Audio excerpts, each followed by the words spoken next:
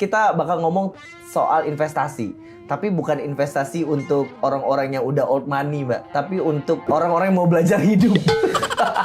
Sekarang untuk berinvestasi itu lebih simple, lebih praktis, lebih murah.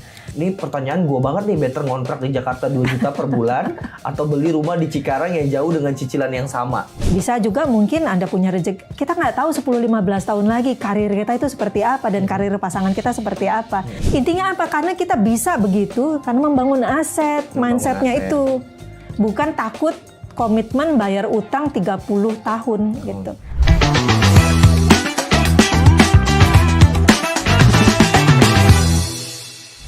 Halo sahabat Kompas TV, kembali lagi di program Kode bareng gua Rozi Effendi. Hari ini gue bakal ngobrol terkait dengan sesuatu yang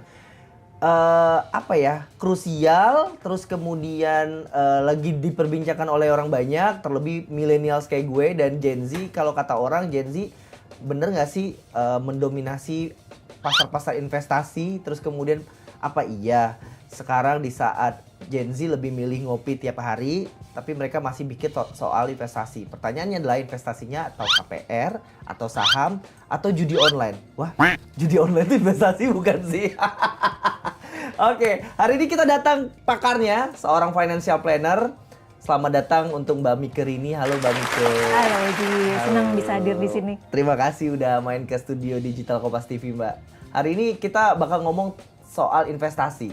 Tapi bukan investasi untuk orang-orang yang udah old money, Mbak. Tapi untuk orang-orang yang mau belajar hidup. Yang dompetnya tipis, setipis tisu ya. Karena katanya gajinya sekecil UMR. UMR tuh kecil nggak sih? 5 juta tuh kecil nggak? 5,1 lah. 5,1 ya? Iya. Iya. Tapi kalau menurut Mbak Mike nih, fenomena sekarang anak-anak Gen Z sama millennials tuh better mana Mbak? Better beli kopi tiap hari atau mereka masih berpikir soal investasi? Ya, kalau saya melihat dari berbagai survei yang diadakan oleh lembaga survei gitu ya, memang ada kecenderungan peningkatan motivasi untuk berinvestasi, terutama di kalangan milenial dan specifically itu teman-teman dari generasi Z. Generasi Z. Karena sekarang untuk berinvestasi itu lebih simple, lebih praktis, lebih murah. Simple, praktis, dan lebih murah. Simple, praktis, murah, sama kayak kita mau beli kopi. Beli kopi itu sekarang variasinya itu mereknya macam-macam dan harganya juga macam-macam. Mulai dari kopi mau yang ngafe mahal di kafe lah gitu ya, sampai mungkin merek kopi yang harganya itu lebih terjangkau, tetap sama-sama nikmatnya. Yang namanya investasi juga sekarang sudah sangat banyak pilihannya. Nah, milenial dan Gen Z itu juga saya lihat semakin meningkat motivasi berinvestasi karena dengan duit yang ada ya itu membuat mereka bisa mengakses misalnya beli reksadana, beli saham, bahkan beli emas ya. Nah, tinggal sekarang itu untuk berinvestasi ternyata ada tren yang membuat harga investasi itu bisa naik dan bisa turun. Di satu sisi di satu sisi kenaikan harga investasi ini ya itu membuat Gen Z itu kadang suka ikut-ikutan begitu. Motivasi investasinya sudah bagus, tapi cara berinvestasinya ya kemudian juga bisa terkait begini ya. Karena sekarang dia sudah sadar untuk berinvestasi ya, semakin sadarlah, belum sadar sepenuhnya gitu ya. Cari duit jadi motivasi cari duit banyak-banyak. Tapi ternyata realita pekerjaannya begitu dia menuntut gaji besar ya. Kemudian situasi pekerjaannya juga membuat peningkatan kewajiban gitu loh. Ya, dia harus bekerja jauh lebih keras misalnya. Nah, di tengah-tengah karena capek mulai deh. Healing. Belum kerja terlalu keras udah healing duluan ya Mbak? Healing. Nah, kalau udah healing, duitnya nggak kecil tuh Ji. Iya betul. Jadi duit yang udah terkumpul tergerus lagi. Ya karena udah pokoknya healing itu bisa setahun 5 kali ya barangkali. Karena juga banyak promo diskonnya Lebih ya. banyak dari catur wulan ya yang setahun 4 kali, belinya 5 kali. Iya, Jadi kurang lebih saya lihat fenomenanya begitu. Fenomenanya begitu. Iya, makanya berinvestasi ya, tapi beli rumah males. Oke. Ya. Oke, tapi gini dulu Mbak Mika, pertanyaannya adalah tadi kan dari awal Mbak Mika bilang bahwa minat investasinya generasi Z sama millennials itu dipengaruhi oleh aksesibilitas yang gampang. Betul. Nah, dengan fenomena tadi yang Mbak Mika sampaikan, realistis nggak sih buat Gen Z dan millennials untuk berinvestasi sejak dini di awal masa mereka bekerja? Atau jangan-jangan udahlah lu jangan mikir investasi deh, lo mending udah habisin dulu seneng-senengnya gitu ya, dugem dulu tiap minggu gitu misalnya, healing dulu ke Bali setahun 5 kali gitu. Kalau udah selesai dengan urusan itu baru lo investasi atau gimana Mbak? Wajar ya, waktu pertama kali kerja kaget kan, baru dapat terima duit nih, biasanya kan dapat uang saku aja tuh dari orang tua pas-pasan ya. Lagi anak kos, paham banget deh saya. Begitu terima duit pertama, dulu tuh pengalaman saya waktu kerja, langsung habis buat traktir temen, buat beli baju, buat jalan-jalan ya. Sampai biasanya kagetnya itu 1 sampai 2 tahun pertama itu juga menurut saya udah kelamaan banget. Barulah habis itu dapat hidayah begitu ya. Dapat hidayah. Nabung. Jadi saya kira untuk teman-teman milenial maupun Gen Z lah ya, yang baru lulus kuliah baru terima misalnya pekerjaan pertama, baru terima gaji ya. Agak-agak nggak sadar gitu, kepengen menikmati hidup terlebih dahulu ya. Boleh. Tapi jangan lama-lama. Jangan lama-lama karena biasanya kita itu di perencanaan keuangan ada yang namanya siklus hidup finansial. Jadi siklus hidup finansial ini dia menggambarkan bahwa kita itu kebutuhannya berbeda dan selalu meningkat sejalan dengan bertambahnya usia. Dari Gen Z nanti dia akan tambah usia, entar disebutnya generasi apalagi berikutnya. Ya, betul. Nah, yang tadinya Gen Z belum menikah kan bakalan menikah, punya anak, jadi butuh rumah, habis itu juga nanti usia dia juga nanti akan memasuki masa pensiun kan. Nah, sehingga tentunya masa menikmati hidup itu mungkin dibatasi aja 1 tahun gitu. Habis itu udah mulai ngejar untuk investasi masa depannya dia. Mbak Mika, dengan kondisi sebagai pekerja baru ya, dengan gaji yang UMR, realistiskah untuk berinvestasi dan investasi apa sih yang menarik buat para Gen Z dan milenial? Harus dibagi-bagi ya. Harus di kategori, di klaster lah. Kalau kita cuma lihat UMR-nya aja, 5 jutanya aja. Aduh, belum bayar ini, bayar kos, bayar makan siang ya, transport ke kantor ya.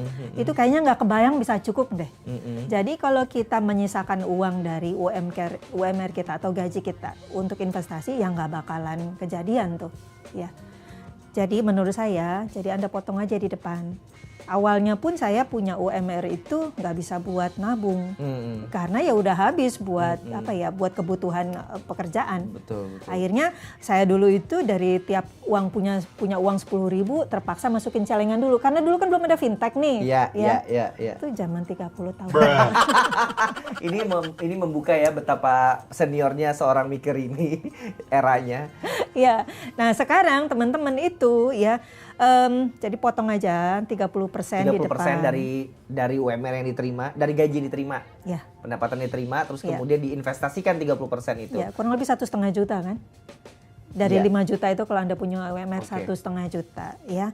Oke lah, kalau nggak sanggup 30% ya. Nawar deh saya, 10% aja. Intinya 10%. Itu nggak boleh gaji kamu itu dihabisin sama sekali. Oke, 10% itu kan 500.000. 500.000 oke, nggak boleh diapa-apain. Jadi harus langsung beli 100.000, beli reksadana ya. Bisa juga kan ada yang namanya program itu nabung saham ya. Kita kumpulin dulu nih di dalam platform kita mau buka investasi, mau buka tradingnya di mana. Mungkin nggak trading, mungkin kita beli saham aja untuk jangka panjang. Kita nabung 100.000 tiap bulan, 100.000. Begitu udah tercapai kuotanya baru beli saham yang kita inginkan misalnya. Itu kalau mau beli nabung saham. Kalau reksadana 100.000 juga ada. Kalau mau investasi beli emas mulai dari 100.000 juga bisa. Bahkan tabungan emas digital itu Anda punya 10.000 aja bisa jadi nabung 0,001 saldo emas digitalnya. Itu bisa. Jadi hanya itukah yang realistis untuk para newbie dalam berinvestasi saham tadi ya, terus kemudian reksadana, terus nabung emas gitu? Ada lagi. Sekarang kan zamannya fintech nih. Zamannya fintech. Sekarang kalau kita tadi itu nabungnya ke pasar modal, nabungnya emas ya. pasar modal tadi ada saham, ada reksadana. Terus ada juga nabung itu tadi fisik ya, secara digitalnya gitu.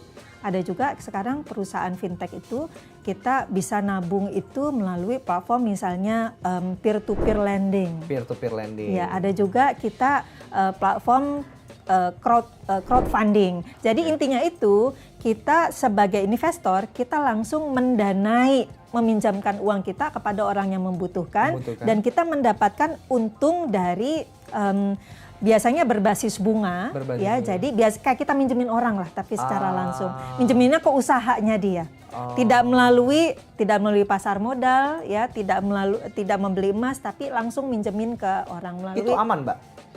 Selama peer-to-peer lendingnya sama crowdfundingnya itu berizin dan diawasi oleh otoritas jasa keuangan. Oke, tapi tingkat resikonya? Tingkat resiko, semua yang namanya investasi itu berisiko. Saham bisa bergejolak, apalagi sekarang ini kan lagi tren itu ada berita beberapa harga saham itu, beberapa saham itu dia mengalami penurunan, ya mengalami penurunan karena ada isu seputar perang di Timur Tengah, ya Palestina Israel, itu ada jadi ada hubungannya lah. Kemudian juga penurunan tingkat suku bunga itu bisa menyebabkan tekanan terhadap pasar modal, menyebabkan saham-saham bisa turun. Ya. Jadi semua yang namanya investasi itu beresiko. Pasti ada risikonya. Ya kalau nggak mau resiko, lo ikut arisan gitu ya, Mbak? Tunggu dulu ya, bicara arisan. Nah, arisan pun kadang-kadang resiko, suka dibawa kabur sama yang punya. Betul. Betul, apa itu arisan yang kita kenal ya? Iya. Arisan yang kita kenal itu cuma 20 orang ya, Ji, ya. Apalagi yang arisannya bodong tuh. Aduh, ada. Oke, Mbak, tapi kan pertanyaannya adalah nggak semua orang punya knowledge yang sama terkait dengan bermain investasi, apapun saham lah, kita ngomong saham. Kebanyakan dari orang tuh banyak tertipu dengan investasi saham karena memang mikirnya yaudah gue main saham tapi duit gue balik berapa persen atau gue bisa dapat kembali dalam berapa lama nggak gitu misalnya gitu ya. Menurut Mbak Mike, bagaimana seorang seharusnya memulai investasi saham? Yang pertama harus disadari ya, tidak bisa siapapun, seorang expert apapun, ya, yang paling pintar sekalipun menjanjikan keuntungan yang pasti. Oke. Itu tidak ada. Ya, jadi semua itu ada resikonya, ya. Kalau Anda mau aman, beli obligasi pemerintah. Nabung. Ya, jadi itu disebutnya apa ya? Risikonya itu zero lah gitu. Karena udah pasti kalau kita nabung, ya, kita pasti mendapatkan bunga tabungan. Artinya kepastiannya itu adalah kita mendapatkan hasil dari imbal hasil. Jadi sifatnya itu bukan pertumbuhan dari nilai asetnya. Oke. Begini, kalau kita mau berinvestasi, maka kita pasti akan mengenal yang namanya untung sama rugi. Untung sama rugi. Oke. Nah, untung itu ada beberapa kategori. Untung itu misalnya begini, kita beli emas, kemudian kita diemin misalnya 1 tahun harganya naik. Kalau kita jual kita untung dong dari selisih harga jual belinya. Saham juga begitu. Kita beli tahun 2023, kita jual di 2025, harganya naik, kita untung. Itu berarti dari pertumbuhan nilai sahamnya. Dengan catatan kalau harganya naik ya, Ji, ya. Kalau harganya turun ya kita malah mendapatkan kerugian. Kategori yang lain adalah seperti kayak kita deposito nih, kita mendapatkan istilahnya itu imbal hasil. Kita menempatkan uang kita di deposito atau di obligasi. Selanjutnya kita tiap bulan kita mendapatkan keuntungan berupa pembayaran bunganya. Itu modelnya itu seperti kayak deposito. Uang kita pasti kembali. Ya, jadi kayak kita mencarikan deposito tiap bulan itu kalau kita deposito bulanan kita mendapatkan bunga misalnya 5% lah gitu. Ya, uang kita pokoknya sama bunganya itu bisa kembali. Itu ada 2. Nah, sekarang tinggal kita nih. Kita itu seneng yang pasti-pasti aja atau seneng yang lebih spekulatif. Karena kalau kita mau yang pasti-pasti aja, uang kita pokok sama bunganya itu bisa kita terima, tapi nilainya kecil. Kalau saham itu nilainya bisa melonjak sama kayak emas yang tadinya mungkin 1 gram 1 juta, tiba-tiba sekarang udah mau 1,4. Karena apa? Karena ternyata rupiah, dolar, rupiahnya sedang melemah terhadap dolar misalnya, sehingga dia mengakibatkan emas juga mengalami tekanan ya, mengalami kenaikan. Itu biasanya terjadi saling mempengaruhi lah gitu antara misalnya tingkat suku bunga, nilai tukar rupiah dolar dengan harga emas maupun saham. Jadi Mbak Mika mau bilang lo sesuaikan sama mental lo dulu ya. Mental lo tuh mau yang pasti-pasti aja gitu ya, atau mau yang agak little bit challenging gitu ya. Ya silakan disesuaikan dengan mental lo, mau pilih yang mana cara investasinya. Mbak, tapi kalau orang ngomong sekarang jangan beli saham dulu, kondisi ekonomi global lagi nggak bagus-bagus aja karena ada beberapa perperangan, ada beberapa boykot. Is that true, Mbak? Ini ada dua suku nih ya. Ada dua, ibaratnya ada dua suku yang berbeda nih dalam memandang naik turun fluktuasi pasar ya. Apa sih yang menyebabkan harga saham kok nggak sama aja? Harga saham itu kalau sama aja kita rugi ngapain? Masa kita beli tahun 2023 harganya 1.000 terus 2024 1.000? Nggak mau saya. Saya kan maunya naik, tapi kan bisa juga turun. Nah, sekarang begini. Pada saat kenaikan harga fluktuasi harga saham ini dipandang sebagai dari dua yang berbeda nih. Ada orang yang begini, dapat memanfaatkan fluktuasi saham ini, ibaratnya itu kayak ngebonceng lah. Ngebonceng.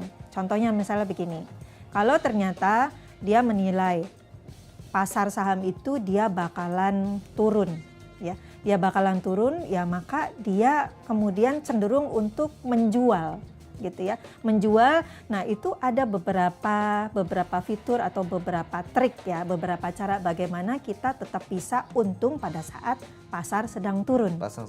Ya, kalau sudah akan misalnya dia yakin bahwa harga pasar akan turun, maka dia misalnya melakukan istilahnya itu ada short selling, ada juga posisi long, ada juga ada posisi shortnya. Biasanya yang suka trading itu memanfaatkan pergerakan nilai saham seperti itu. Tapi sekali lagi, itu sifatnya spekulatif. Ya, tinggal jago-jagoan kita menganalisa aja. Turunnya itu di harga berapa. Jadi kita pas pada saat kita menjual ya, itu tepat seperti prediksi kita sehingga kita mendapatkan keuntungan. Begitu ya. Kalau prediksi kita salah ya mau nggak mau kita mengalami kerugian. Nah, ada juga yang sifatnya begini. Dia investasi jangka panjang. Kalau yang pertama dia melakukan jual beli dalam jangka pendek. Bisa dia cuma pegang 15 hari, bisa dia cuma pegang 3 bulan. Itu 1 tahun itu termasuk jangka pendek. Oh gitu. Jual beli. Kalau pasar naik. Pendek ya, setahun, padahal menurut gue udah terlalu lama. Kalau harganya naik, dia biasanya orang yang spekulasi ya, dia biasanya cenderungnya beli. Kalau harga turun dia biasanya cenderungnya jual. Beli. Kalau kalau harga turun dia cenderung jual. Kalau gitu, harga naik, ya dia ngebonceng aja. Dia ngikutin tren pasar. Karena kalau dia misalnya dia beli di harga 1.000, dia yakin harganya bakalan naik. Ya, dia akan tambah. Karena dia akan bisa menjual di harga lebih tinggi. Iya, masuk akal. Gitu, ya. Itu orang yang spekulasi. Dia biasanya pegangnya juga nggak lama. Nah, kalau cara yang kedua disebutnya value investing. Nah, investor yang seperti ini biasanya dia ngikutin gayanya Warren Buffett lah. Warren Buffett. Jadi investor jangka panjang. Cuma bedanya dia sama kita duitnya ya Pak ya. Dia unlimited ya. Iya, kalau kita kan punyanya 500.000 ya tadi ya. Kalau kita duitnya limited bukan unlimited. Mbak, balik ke saham investasi. Sekarang kan ada yang istilah namanya kripto, terus Bitcoin, gitu-gitu ya Mbak ya. Better pilih mana Mbak? Kripto ya. Bagaimana seorang pakar keuangan, financial planner memandang soal investasi di kripto gitu-gitu?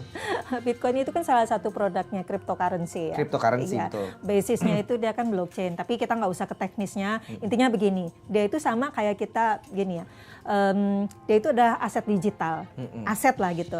Aset itu ada misalnya aset pasar modal yaitu saham sama obligasi, ada juga aset berupa fisik, emas, tapi sekarang emas juga ada aset digitalnya, jadi kita bisa beli emas tapi nyimpen nilainya aja. Dan ada juga aset digital berupa cryptocurrency itu. Salah satu jenisnya adalah Bitcoin. Ya.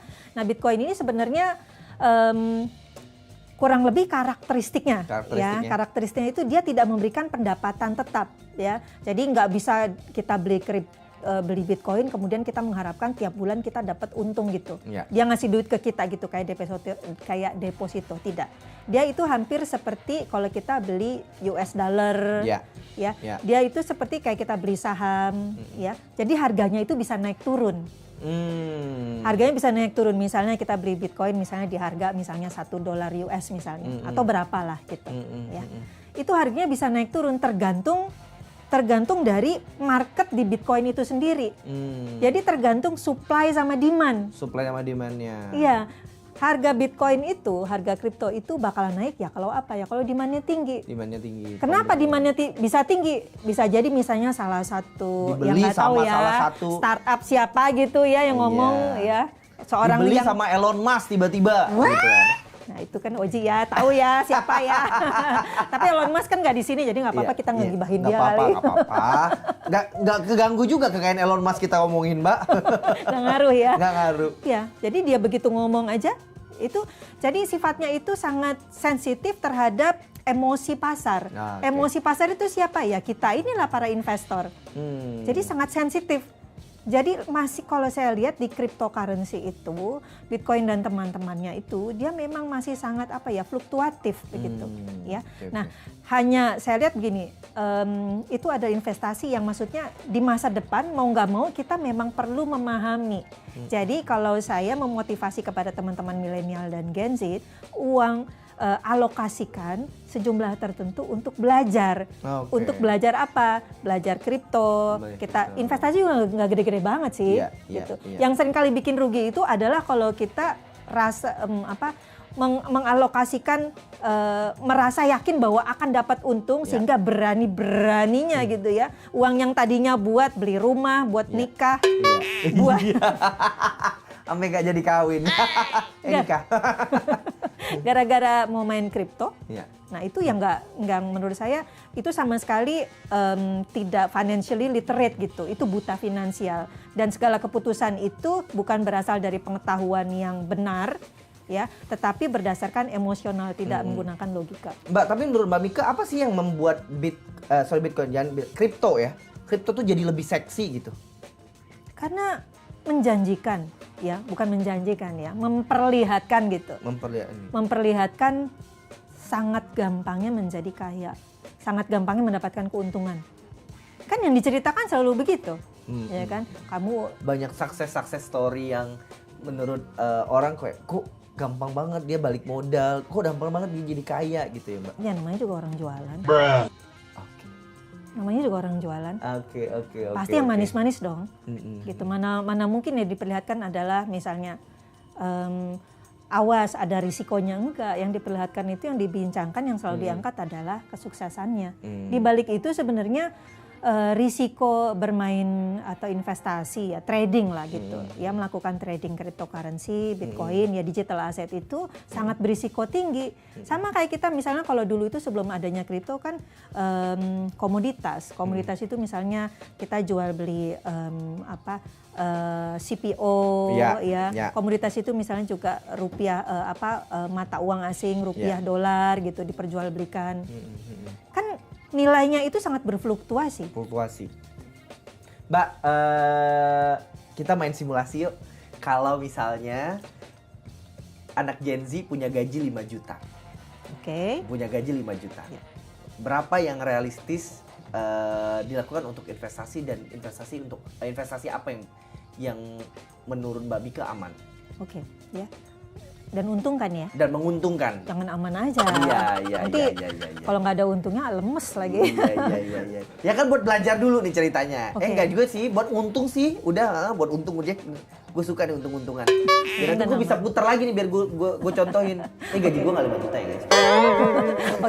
Oke ya. Jadi kalau menurut saya, ya apalagi kalau Gen Z-nya ini masih single lah. Ya. Tuh. Kalau berkaca dari pengalaman saya dulu itu bisa 30-50%. Gitu. Ya memang sih saya nggak 30 dan 50% tuh berarti sekitar 2,5 ya. 2,5 juta ya? Ya itu karena saya memang benar-benar mau mau pensiun lebih cepat lah gitu. Ya, mau pensiun lebih cepat dan memang saya cuma cukup 7 tahun kerja, kemudian saya retire. Sekarang udah retire, Mbak? Udah, maksud saya itu saya hanya sekarang bekerja dengan mengerjakan apa yang saya suka. Tapi dasar dari misalnya saya punya biaya-biaya hidup saya itu di cover dari penghasilan pasif saya.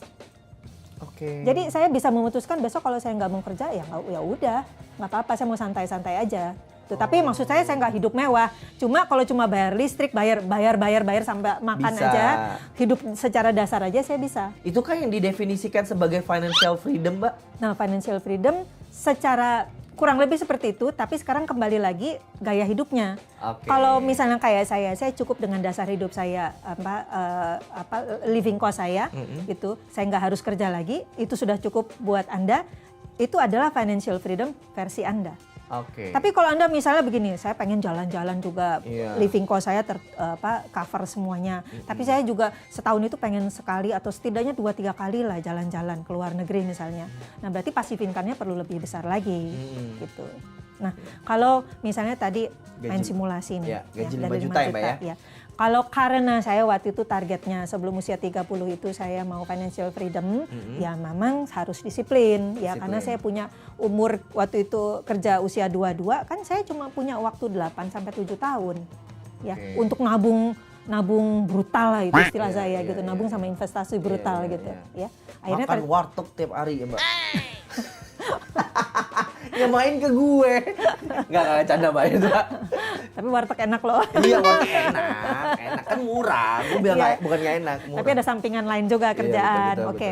Nah, kalau saya waktu itu saya. Tapi buat teman-teman Gen Z mungkin kembali lagi kepada kesanggupan ya. Dan menurut saya 30% itu wajar. Apalagi kalau kita belum berkeluarga. Kalau sudah berkeluarga mungkin ya jumlah antara 10 sampai 30%. Nah, maksud saya begini, 30% itu pertama, Anda misalnya harus alokasikan misalnya begini dari 5 juta. Kalau 30% itu kan 1,5 juta. Kalau atau Anda misalnya mau mulai dari 10%, katakan 500.000 aja. Ya, usahakan yang 500.000 itu ya. Pertama Anda harus pastikan terlebih dahulu, Anda punya dana darurat nggak nih? Nah, dana darurat, kalau misalnya Anda punya gaji 5 juta, dana darurat yang saya sarankan itu adalah 3 kali 5 jutanya. 3 kali 5 juta. Jadi Anda harus kejar dulu nih, Anda harus punya 15 juta ya. Dari 500.000 itu tadi Anda kumpulkan untuk dana darurat, maklumlah. Apalagi Gen Z, mungkin suasana di kantor lagi gimana kita pengen pindah ya, atau mungkin karena situasi bisnis juga tidak mendukung, bisa jadi startup kita. Anda di layoff gitu ya, Mbak ya? Bisa. Jadi kita ada waktu untuk bertahan sekitar kurang lebih 3 bulan.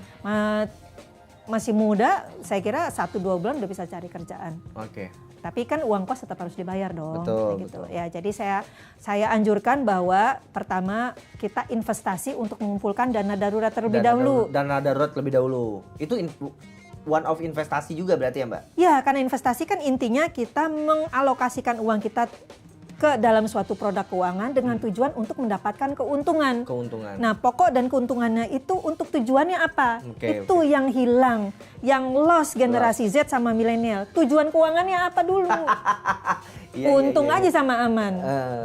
Nah, kalau adanya tujuan keuangan, kita investasi itu jadi disiplin dan awet dengan jangka waktu tertentu. Oke, 500.000 itu berarti kurang lebih berapa ya? 15 berapa ya? Berarti sekitar 20-30 kali. 30 kali 500.000. Kalau Anda mau mulai 500.000, itu kurang lebih sekitar 2 tahun. Kalau cuma ngandelin 500.000. Kalau ada bonus. Selama 2 tahun kan kemungkinan ada bonus ya, Mbak ya. Jadi bisa ada kenaikan gaji gitu ya. Jadi fokus. Intinya itu kalau teman milenial sama Gen Z, yang harus dibangun adalah disiplin, komitmen. Loyal, sama lah kayak pacar sendiri. Kalau nggak loyal kan juga nggak jadi. Gitu. Iya benar sih. Kadang-kadang pacar tapi yang bikin nggak komitmen, Mbak. Tiba-tiba pengen jalan-jalan gitu ya, pengen dibeliin A, dibeliin B gitu. Nah berarti kita kan mesti membangun support system. Nah support system itu jadi punya duit aja sama melek finansial. Melek finansial maksudnya itu memahami ya, memahami menggunakan produk keuangannya seperti apa. Tapi kamu harus bisa membangun sebuah support social pacarnya kah, orang tuanya kah gitu, sehingga membuat kalian itu sama-sama mencapai tujuan keuangan bersama. Jadi Mbak Mika tadi kalau disimpulkan uang 500.000 atau 1 juta yang disisihkan dari gaji itu sudah bisa diinvestasikan ya Mbak ya? Bisa dengan tujuan. Dengan tujuan. Jadi kalau saya tambahin, dan itu malah big goals-nya, Iya. berinvestasilah dengan tujuan. Tujuannya ini adalah tujuan yang prioritas. Iya. Jadi bukan satu tujuannya jalan-jalan, itu nggak prioritas. Oke. Jalan-jalan boleh, tapi prioritasnya jangan ditinggalin. Oke. Punya dana darurat, Nah, darurat. beli rumah, atau mau beli kendaraan, karena itu adalah aset produktif ya buat kita. Kalau nggak punya rumah juga bingung kan ya. Kemudian juga investasi buat mungkin dana nikah barangkali, investasi untuk pensiunnya, atau mungkin Anda 10 tahun lagi kayak saya pengen bikin usaha, itu menjadi impian Anda, Mas, alokasikan atau fokuskan energi Anda, energi itu uangnya kita, ke dalam impian-impian kita itu. Jadi jangan dipakai buat judi online guys. Bener kan Mbak?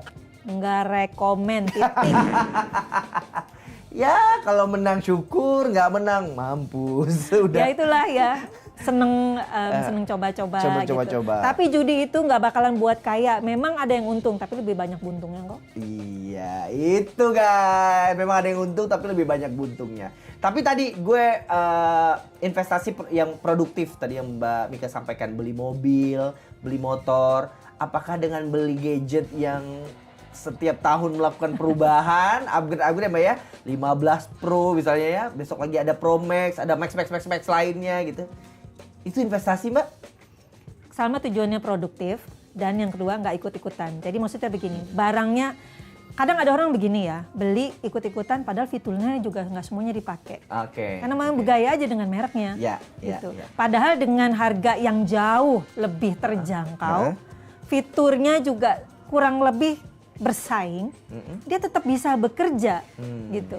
Ya, jadi di sini fungsi dari gadget itu sebenarnya membuat kita produktif, ya, bukan mereknya. Bukan gengsi-gengsian. Ya. Iya, Apalagi kalau ngomong gue gadget freak gitu ya. Wah, gila-gila deh udah gitu. Mbak, ke KPR.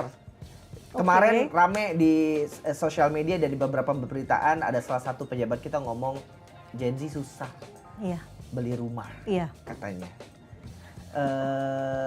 Kenapa tuh kalau boleh tahu? Ya, harganya aja udah 1 miliar. Harganya aja sudah miliaran ya. Gajinya kemudian baru mulai itu mungkin UMR misalnya. Ya. Kayaknya nggak kebayang gitu. Mending gaji UMR, gaji yang mungkin 3-5 kali lipatnya di atas UMR aja, teman-teman milenial sama Gen Z itu masih enggan, sangat enggan. Karena ada barrier itu, ada halangan lah. Halangan pertama, harga rumahnya itu mahal karena dia menginginkan rumah yang dekat dengan tempat kerjanya. Betul. Berarti mungkin di kota-kota besar ya, atau di perkotaan lah gitu ya. Kemudian juga biasanya DP rumahnya. DP rumahnya 30% biasanya. 30%. Ya. 10% sih Mbak biasanya saya. 10% ya. Nah itu bagus tuh. Jadi kita mencari developer yang dengan penawaran rumah DP-nya itu 10%. Minimal 10%. Minimal 10% ya. Nah itu kemudian kalaupun DP-nya minimal 10%, akibatnya apa? Nyicilnya kan jadi lebih besar. Lebih besar. Nah, Gen Z sama milenial itu kalau sudah mengangkat isu loyalitas, disiplin jangka panjang 30 tahun nyicil itu, kerjaan aja pindah-pindah. Iya. Gitu. Iya. Nah itu isunya jadi bukan kepada kemampuan keuangannya dia, tapi lebih ke fear, Nah. komitmen. Takut kan, kok nggak cocok ya, gitu. Ya masa sih 30 tahun gue masih punya utang gitu kan? Iya. Mikirnya. Iya. Itu jadi lebih kepada mentalitinya. Jadi drivennya itu masih takut. Ketakutan kepada masa depan. Jadi mau investasi itu karena takut masa depan. Takut kalau nggak disiapin, takut. Fear itu boleh ya untuk membuat kita selalu waspada, ya. Jadi tidak overconfidence gitu, boleh betul. Gitu. Tetapi jangan sampai menghalangi kita untuk terutama membangun aset. Takut ngutang, terlalu berani ngutang juga nggak boleh. Betul. Gitu ya, itu namanya overconfidence, nggak ngelihat kemampuan kita. Jadi yang harus dilakukan teman-teman Gen Z sama milenial itu adalah mengevaluasi kemampuan membayar hutang, mengevaluasi kemampuan membangun aset dengan cara menggunakan pembiayaan dalam jangka panjang. Contohnya misalnya membeli rumah, gitu ya. Yang biasanya seringkali overconfidence dalam melakukan pembiayaan adalah membeli barang-barang dengan pay later. Itu kan pembiayaan juga. Nyicil 3 bulan, nggak 3 bulan, bahkan untuk gadget yang mahal berani dia nyicil 24 bulan 2 tahun. Iya, betul. Tapi rumah 30 tahun yang harga miliaran nggak berani. Karena ini Mbak, karena mikirnya 30 tahun tuh lama banget. Bahkan kalau udah punya anak dia udah selesai kuliah. Karena gila, anak gue udah selesai kuliah, udah nikah, gue masih aja punya utang sama bank gitu. Karena mindsetnya itu ngutang, tapi kalau karena mindsetnya membangun aset, Iya. kalau kita tidak membeli rumah, ya rumah itu kan termasuk kebutuhan dasar, itu satu, ya. Tapi saya nggak akan, maksudnya mengulang-ulang di situ, ya. Kalau kita membeli rumah dengan KPR yang tadinya kita ngontrak, nggak punya aset, sekarang dengan adanya pembiayaan di neraca kita. Ya, neraca kita bagian aset, tiba-tiba muncul itu. Kita punya aset sejumlah 1 miliar, 2 miliar. Kalau nggak ada pembiayaan, mana mungkin kita punya aset begitu. Nungguin nanti warisan dari orang tua, nih rumahnya kapan bisa kita akuisisi. Aduh, separuh nyumpahin ya. Ya, artinya kan aset itu juga sebenarnya nilainya juga akan bertambah kan Mbak. Kalau kayak rumah dan lain. Jadi jangan takut untuk takut berhutang untuk ambil aset kan. Asalkan kita sudah memastikan bahwa kita memiliki kemampuan bayar. Nah makanya kan sekarang isunya itu di kalangan milenial credit scoring, credit worthy. Apakah kita layak diberikan pinjaman? Betul. Isunya lagi adalah credit building. Bagaimana kalau saya belum punya pinjaman, saya itu bisa mengajukan pinjaman karena secara sistem kalau kita mau mengajukan KPR itu kita akan dilihat misalnya sudah punya riwayat kita pinjaman di tempat lain. Itu Mbak yang fenomena bahwa sekarang katanya. Kenapa tuh ketawa? Jadi baru aja gue omongin kemarin fenomena anak Gen Z millennials belum KPR rumah dan lain tapi BI checkingnya jelek semua. Iya. Karena banyak pay later dan lain-lain yang nunggak dan lain-lain itu yang membuat anak-anak sekarang juga susah di-approve secara BI checkingnya. Ya, ya bahkan kemarin juga ada, ya ini buat bahan-bahan lucu-lucu, bukan lucu-lucu tapi terjadi ya. Terjadi, it happens. Nggak ada, maksudnya nggak disetujui, nggak lolos masuk kerja gara-gara BI checkingnya. BI checkingnya. Takutnya nanti begitu dia kerja disatronin debt collector lagi. Betul. Tapi sekarang kan banyak Mbak aturan-aturan, dukung-dukung lah support system kayak program KPR untuk milenial gitu-gitu. Terus kemudian sekarang ada aturan beli rumah bebas pajak gitu-gitu. Ya itu insentif yang menurut saya menjadi momentum untuk bisa dimanfaatkan buat Gen Z karena dapat mendukung purchasing power, daya belinya. Yang tadinya nggak mampu beli tapi misalnya dengan adanya karena ini nggak lama ya kalau dilihat dari yang saya dapat informasinya untuk yang bebas pajak ini sebenarnya pajak pertambahan nilainya. Jadi sama lah kalau kita misalnya beli barang, beli mesin apa, itu kan ada PPN ya. PPN itu 10-11% lah gitu. Nah kalau beli rumah juga sama, ada pajak pertambahan nilainya. Biasanya itu dibebankan oleh si penjual, jadi sudah masuk ke harga rumahnya. Jadi harapannya harga rumah itu sedikit lebih murah lah begitu. Sehingga momentum ini bisa dimanfaatkan sebenarnya oleh teman-teman milenial sama Gen Z untuk setidaknya cari tahu. Dengan adanya yang tadinya rumahnya misalnya, rumah inceran kita nih misalnya, di daerah itu tuh 1 miliar. Dengan adanya insentif PPN-nya itu free sepanjang tahun 2024 kedua. Kalau nggak salah sepanjang tahun 2024 itu, pertengahan sampai pertengahan bulan Juni 2024 itu 100% PPN ditanggung pemerintah. Gitu. Jadi kita bisa bisa kemungkinan besar mendapatkan harga rumah yang sudah dipotong PPN.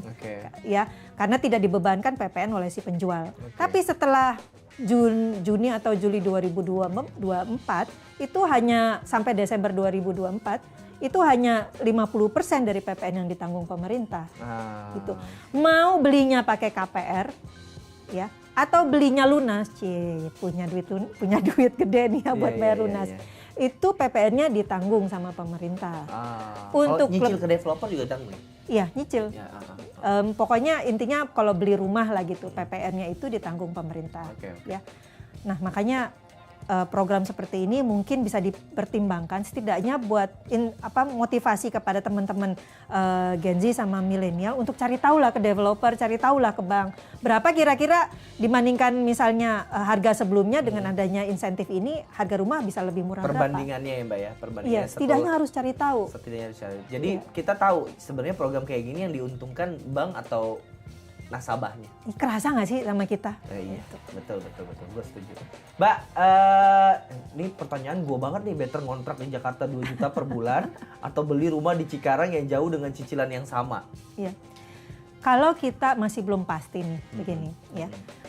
Saya paham lah untuk kita memutuskan komitmen itu kita memerlukan beberapa beberapa pertimbangan ya. Kalau kita misalnya anak perantauan, kita nggak punya saudara di daerah itu, better ngontrak.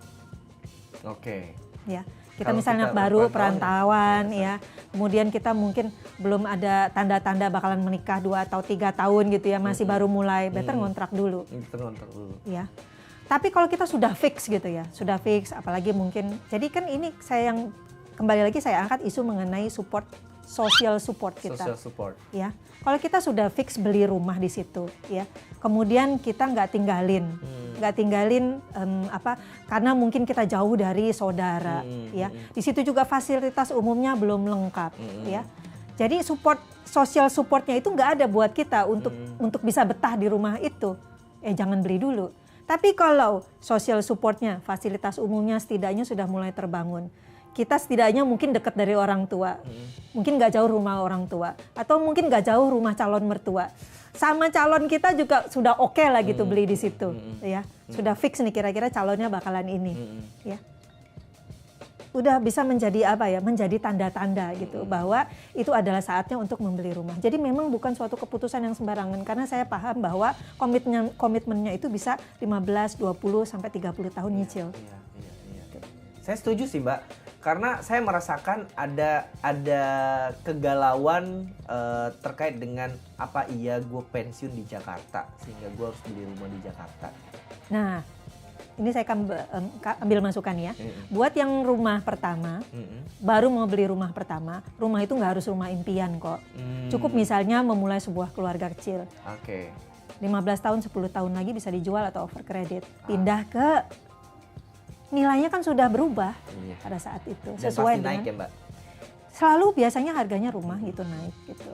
Bisa juga mungkin Anda punya rezeki, kita nggak tahu 10-15 tahun lagi karir kita itu seperti apa dan karir pasangan kita seperti apa. Bisa jadi kita membeli rumah kedua, rumah yang ini dikontrakan.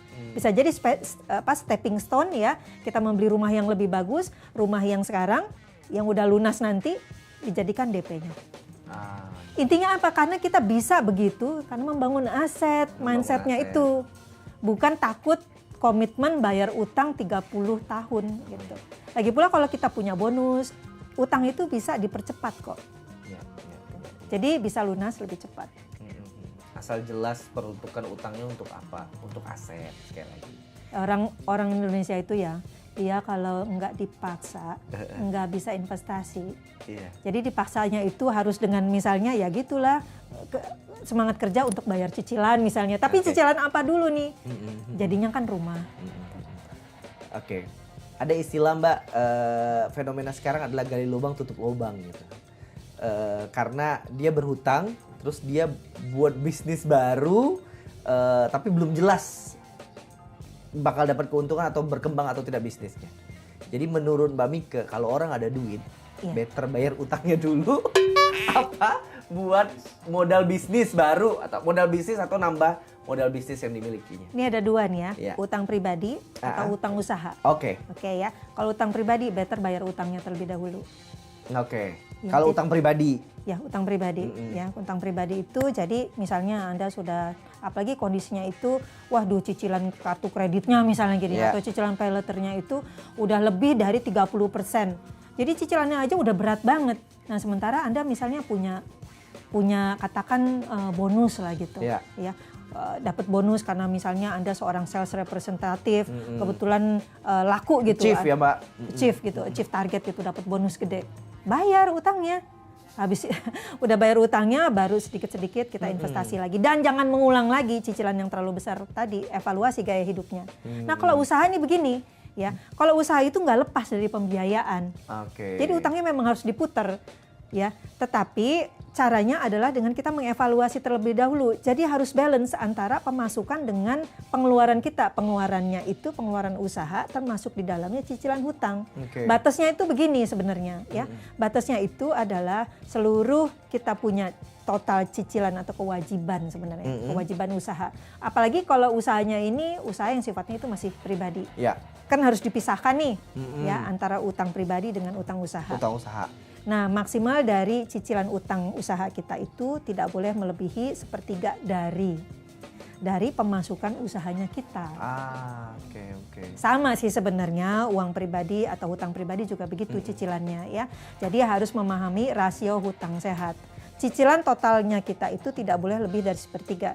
Kalau sudah lebih dari sepertiga itu udah tanda-tanda Anda harus melakukan pelunasan. Udah masuk masa-masa kritis ya, Mbak? Nggak boleh gali lubang tutup lubang, itu nggak pernah menyelesaikan masalah kok. Hanya membuat kita addicted, ketagihan, diulang-ulang kesalahan yang sama. Gampang, ntar gue minjem aja ke sini buat tutupin yang ini. Ya, tapi dia nggak tahu jumlah nominal semakin besar. Dan nggak mau tahu, semakin nggak mau tahu, nggak mau lihat. Itu karena terlalu menyeramkan. Itu ya terlalu menyeramkan. Gitu. Jadi dianggap udah mendingan gak usah dilihat lah gitu. Sama kayak orang sakit takut ke dokter karena takut menerima berita buruk. Iya. Jadi jangan mengatasi masalah dengan masalah. Seperti tagline yang lain ya itu ya. Mbak Mika, makasih banyak atas share-nya hari ini. Gue kayaknya harus konsultasi pribadi nih Mbak Mika. Karena banyak masalah masalah ekonomi gue yang relate banget ke Mbak Mika. Tapi sekali lagi makasih banyak Mbak Mika. Nanti kita ngobrol-ngobrol lagi Mbak Mika. Makasih juga buat sahabat Kompas TV yang udah menyaksikan konten ini. Jangan lupa disaksikan episode konten kode lainnya. Saya Rozef ini, sampai jumpa.